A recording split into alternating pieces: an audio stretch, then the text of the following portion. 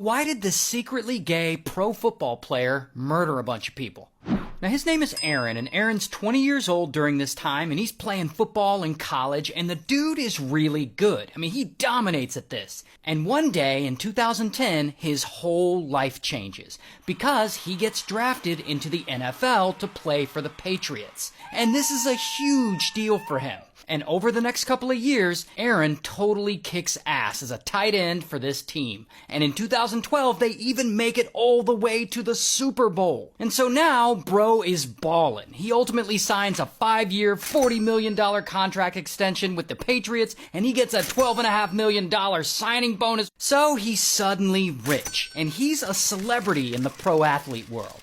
However, in spite of all his success, it just isn't enough for Aaron. Because he's also kind of a turd. Like, he often misses important stuff like workouts or sessions with the trainer. He surrounds himself with a bunch of criminals and people who are always getting into trouble. He also parties a lot and he does a lot of drugs. Mostly smokes a lot of Zaza and he takes painkillers. But that's not even his biggest problem. His biggest problem is that over time, he starts getting really paranoid. Like, he's increasingly worried that dangerous people from the rough circles he's running around in might come after him. And so he starts carrying a pew-pew everywhere with him.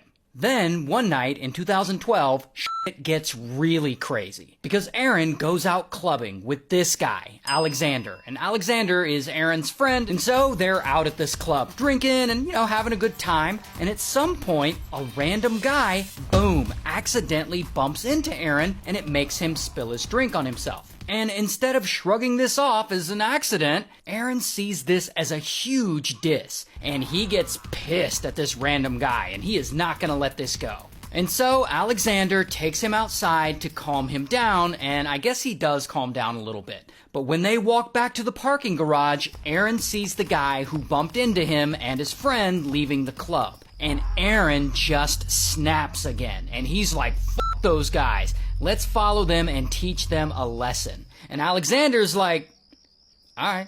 And so they get in their car and they follow them, and they eventually pull up next to them. And that is when, allegedly, Aaron pulls out that pew-pew he always carries with him now, and he aims it at the guy's car, and bam, bam, bam, bam, bam, he fires 5 shots at the guys. And then skirt, they speed away. And unfortunately, the 2 guys don't survive the shooting. But apparently no one saw Aaron himself do it, and so no one suspects it was him. I mean, he's a pro football player. Why would they suspect him of a drive-by shooting? And so he gets away with murder, allegedly. Now, you would think that after something that intense, that maybe bro would chill out for a little bit. However, no.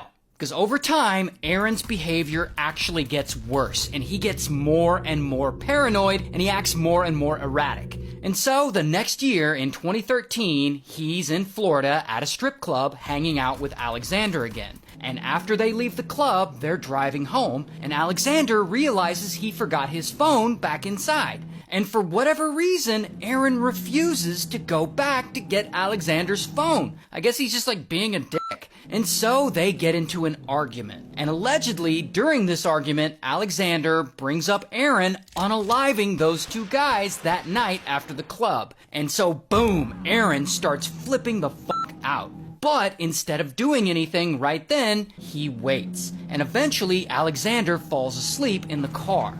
And that is when Aaron pulls over to a parking lot, and he takes out his pew-pew, and blam, he shoots Alexander right in the face. Then he drags him out of the car, and he dumps him in the parking lot.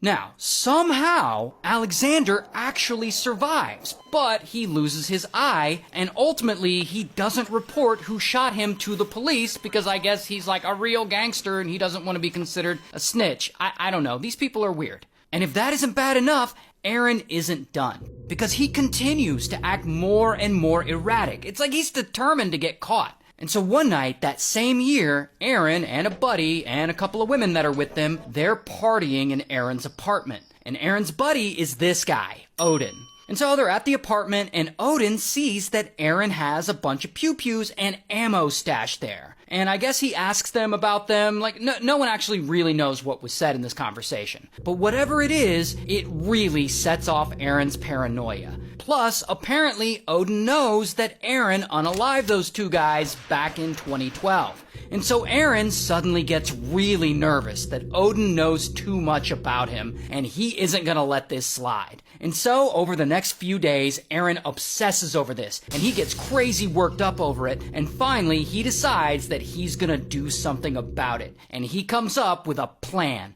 to unalive Odin. And so one night, I guess they all make plans to hang out, and Aaron joins up with two friends, and they all drive to go pick up Odin. And so they pick him up, and Aaron drives the four of them about a mile over to an industrial park. And there, I guess they decide to smoke a little Zaza, and so they're like hitting this blunt. And that is when suddenly Aaron takes out his pew-pew and he points it at Odin, and blam, blam, he shoots him several times. And Odin dies immediately. Then they dump his body near a construction pile, and they flee the scene, and Aaron and his buddies drive back to his house. And no one saw anything, no outside witnesses or anything like that, so it seems like Aaron is about to get away with murder again. Until... Later that morning, a jogger is taking a shortcut home, and he runs by the industrial park. And this jogger just happens to spot Odin's body lying there, unalive. And so he reports it to the police. Now the police, they immediately start investigating. And they come out and they find a footprint at the scene and a bunch of other evidence, including a piece of a blunt from some of that Zaza they were smoking. And on that blunt is a little DNA. Aaron's DNA.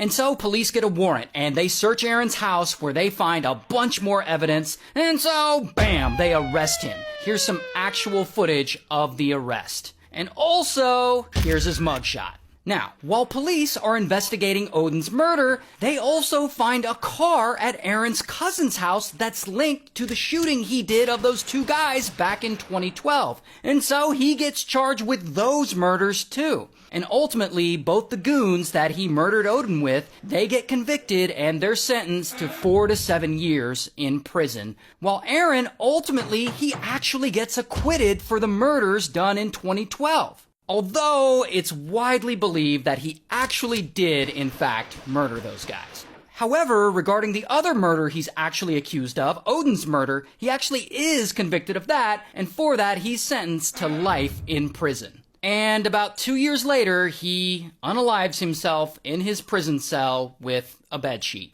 And afterwards, his family donated his brain to science, where researchers at Boston University found that he had a severe case of CTE, which is, of course, the brain disease that a lot of football players get from being hit in the head so many times, which explains a lot of his paranoia and erratic behavior. Also, he was apparently secretly gay? Like, if you care about that aspect of his life, I don't know, a lot of people do.